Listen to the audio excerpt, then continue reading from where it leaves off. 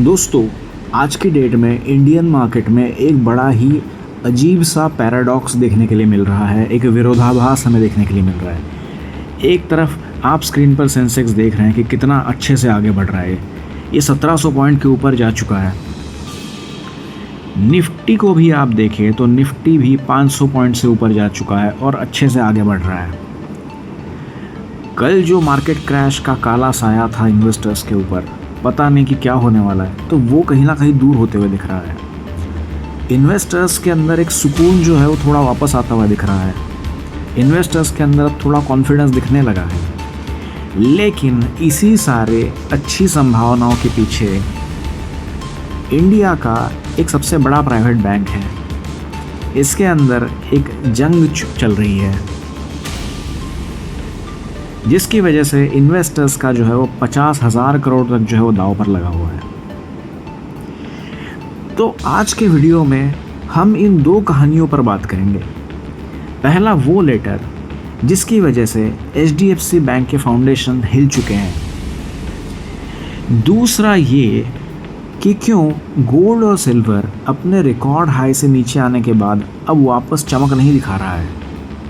और कल हम जानते हैं कि मार्केट क्रैश हुआ तो गोल्ड और सिल्वर भी बहुत ख़तरनाक तरीके से क्रैश हुए, पर उससे मार्केट तो संभलता हुआ दिख रहा है, जो टेम्पररी पॉज अनाउंस किया, पर गोल्ड और सिल्वर में वो बात नहीं दिख रही है।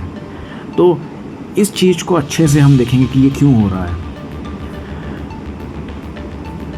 वीडियो के एंड में बात करेंगे एक ऐसी कंपनी की जो ज़ोमैटो किलर है, जो फूड डिलीवरी का पूरा गेम बदलने वाली है। तो देखेंगे कि क्या ये जो आपको दिख रहा है, अच्छी संभावनाएं दिख रही है, मार्केट में ये जो तेज़ी दिख रही है, क्या ये सस्टेनेबल रहेगा या सिर्फ अब ये ट्रैप है। चलिए जानते हैं आज के वीडियो में। सबसे पहले बात करते हैं, ये जो हमें आज मार्केट में रिकवरी देखने के लिए मिल रही है, वो जिस खबर की वजह से देखने के लिए मिल रही है उसकी बात करते हैं। तो ग्लोबल मार्केट में ये एक बड़ा ही यू टर्न देखने के लिए मिला है हमें। US प्रेसिडेंट डोनाल्ड ट्रंप ने ईरानियन एनर्जी साइट्स पर मिलिट्री स्ट्राइक्स का जो धमकी थी, जो थ्रेट दिया था, वो अब पॉज कर दिया है। उन्होंने कह दिया कि वॉर जो है उसके लिए हम पॉज देंगे और कुछ कंस्ट्रक्टिव चर्चा हम करने के लिए रेडी है। इस एक डिसीजन से जो ब्रेंट क्रूड ऑयल है वो $103 पर बैरल पर सेटल हो गया। आज अगर आप देखोगे तो इसकी प्राइस आ गई है $100 के भी नीचे आ गई है। ये 97, 98 पर चल रही है अभी। तो ये एक बहुत अच्छी न्यूज़ है हमारे मार्केट के लिए। इसका सीधा अगर फ़ायदा कौन से स्टॉक्स को मिला है तो वो मिला है एविएशन स्टॉक्स को, जैसे कि है इंडिगो। अब आप जानते ही हैं कि फ्यूल का कितना बड़ा इसका जो कॉस्ट कंपोनेंट होता है एयरलाइन इंडस्ट्री का, एविएशन इंडस्ट्री का। तो अगर ऑयल के रेट्स डाउन हो जाते हैं तो इनके मार्जिन्स जो है वो बढ़ते हैं, मार्केट इसको पॉजिटिवली लेता है, और इस वजह से हमें जो आज तेज़ी देखने के लिए मिल रही है वो मिल रही है इंडिगो के स्टॉक्स में। दूसरी ओर टायर कंपनीज है जैसे सियाट, इनमें भी हमें थोड़ा फ़ायदा देखने के लिए मिल रहा है, थोड़ी तेज़ी देखने के लिए मिल रही है। लेकिन यहाँ पर अब एक ट्विस्ट आ जाता है कहानी में। जैसे ही वॉर की टेंशन कम हो गई, जो हमारे गोल्ड और सिल्वर है उनके अंदर जो वॉर प्रीमियम था वो गायब हो गया। आप जानते हैं कि वॉर के समय पर गोल्ड जो होता है वो गोल्ड सेफ हेवन एसेट माना जाता है, पर अब वॉर में थोड़ा जो ट्रम्प का पॉज अनाउंस हुआ है उसके बाद में जो इसका प्रीमियम था, जो डर था, वो डर कम हो गया है, और इसी वजह से जो है हमें कल का क्रैश देखने के लिए मिला।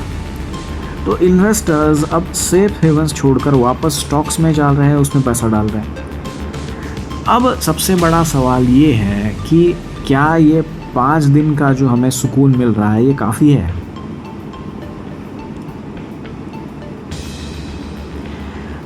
अब आते हैं आज की सबसे डार्क स्टोरी पर, जो है HDFC बैंक की।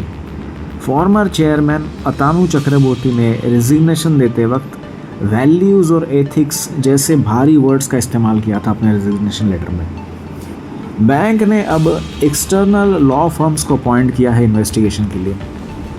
जब इंडिया का सबसे ट्रस्टेड बैंक्स एथिक्स के सवालों में घिरता है तो जो भी बड़े इन्वेस्टर्स होते हैं, चाहे आप FII ले लीजिए या फिर DII ले लीजिए, मैं बात कर रहा हूँ बड़े बड़े फंड हाउसेस की जो इसमें पैसा लगाते हैं, क्योंकि HDFC बैंक एक भरोसे का बैंक माना जाता था।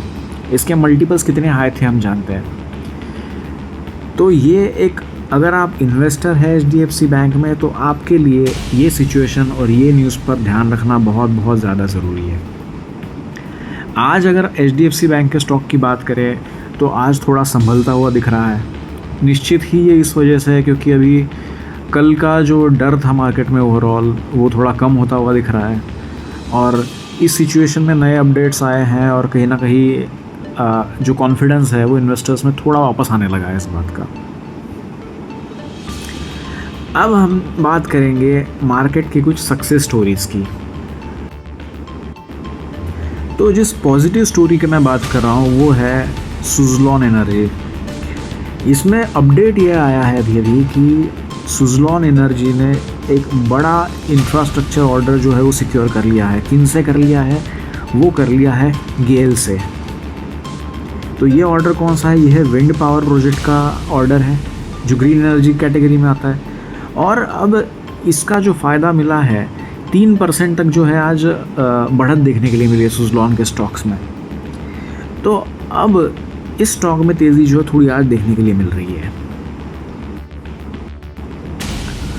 अगली बात करते हैं कोल इंडिया की। तो कोल इंडिया के बोर्ड ने 25% का जो स्टेक सेल है वो अप्रूव कर दिया है। कौन से यूनिट्स में? तो इसका महानदी कोल फील्ड और साउथ ईस्टर्न कोल फील्ड्स, इनका स्टेक सेल।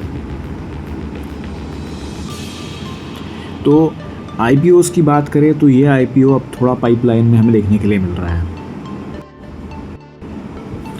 अगली बात करते हैं IRFC की। IRFC मतलब क्या है? Indian railway finance corporation. तो एक रीफाइनेंसिंग डील साइन हो गई है 12,842 करोड़ की। तो रेलवेज़ में बड़ा पैसा जो है वो फ्लो हो रहा है। अब आगे देखने के लिए मिलेगा हमें कि भाई क्या होने जा रहा है। आज तो अगर स्टॉक्स की बात करें तो स्टॉक्स ने 4% का गेन पाया है इस न्यूज़ के चलते। अब आगे देखने के लिए मिलेगा कि इस स्टॉक में क्या होता है। अब आगे हम बात करेंगे उस डिसरप्टिव न्यूज़ की जो मैंने आपको शुरुआत में बताई थी। रैपिडो हम जानते हैं, रैपिडो आपने यूज़ भी किया होगा। ये बाइक टैक्सी कैटेगरी में आती है, पर अब ये फूड डिलीवरी के मार्केट में भी एंट्री करने जा रहे हैं। वो कैसे एंट्री करने जा रहा है? तो वो जा रहे हैं एक लो कमीशन मॉडल के साथ। अब ये जो है ये ज़ोमैटो और स्विगी, ये जो फूड डिलीवरी कंपनीज है, इनके लिए एक डायरेक्ट चैलेंज माना जा रहा है। अगर रेस्टोरेंट्स को कम कमीशन देना पड़ा तो वो रैपिडो पर शिफ्ट कर सकते हैं और इससे ज़ोमैटो के जो मार्जिन्स है उन पर असर पड़ सकता है।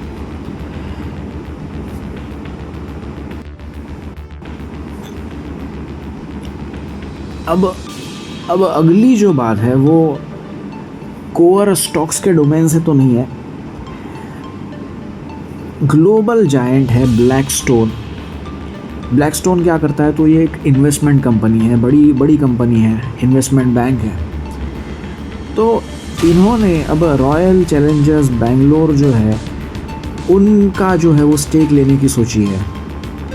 तो अब हमें ये देखने के लिए मिल सकता है कि भाई अब इंडियन स्पोर्ट्स जो है वो सिर्फ अब खेल नहीं रह गया, अब एक ग्लोबल बिजनेस के तौर पर भी आ रहा है आगे। तो दोस्तों, क्या आपको आज ही सारा पैसा जो है वो मार्केट में डाल देना चाहिए? इस पर एक एंड में आपको वार्निंग नोट में देना चाहता हूँ। तो अब इस बात का जवाब देने के लिए आपके सामने स्क्रीन पर है VIX, वोलेटिलिटी इंडेक्स। तो अभी जो ये चल रहा है 24 के पास चल रहा है। तो इसका मतलब मार्केट जो है वो अभी भी जो है कॉशियस है, नर्वस चल रहा है थोड़ा। तो गोल्ड का क्रैश जो है वो आपके लिए एक बाइंग की अपॉर्चुनिटी हो सकती है, लेकिन HDFC बैंक के लिए आपको थोड़ा रुकना चाहिए, थोड़ा देखना चाहिए क्या डेवलपमेंट होता है। कमेंट करिए कि आपको क्या लगता है कि रैपिडो जो है क्या वो ज़ोमैटो को पीछे छोड़ पाएगा। चैनल को सब्सक्राइब करिए, वीडियो को लाइक करिए और लोगों तक शेयर करिए। आपका बहुत बहुत धन्यवाद।